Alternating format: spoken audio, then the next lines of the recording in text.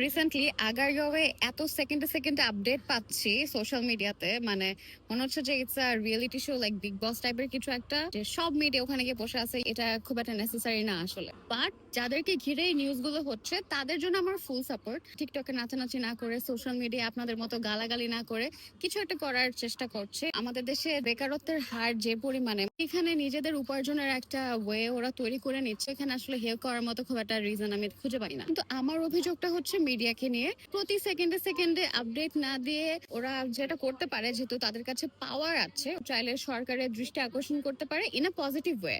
ওদেরকে একটা নিয়ন্ত্রণ ব্যবস্থার মধ্যে আনা, কিছু রুলস রেগুলেশন দেয়া, 18+ না হলে এখানে বিজনেস করতে পারবে না। কারণ আমি পার্সোনালি চাই না যে ক্লাস 6 এর একটা বাচ্চা নাচানাচি করে পুডিং বিক্রি করুক। মনে হয় ওর পড়াশোনাটাই কন্টিনিউ করা উচিত। এই বিষয়গুলো যদি একটু সরকার খেয়াল করে, কারণ এরকম অর্গানিক্যালি এত সুন্দর করে ভালো একটা বিজনেস কবে লাস্ট বাংলাদেশে এভাবে দাঁড়িয়েছে এটা কিন্তু আমি নিজে বলতে পারি না। সো এটা আমাদের সবার অ্যাপ্রিসিয়েট করা উচিত, বাট ইন ডিসিপ্লিন ওয়ে।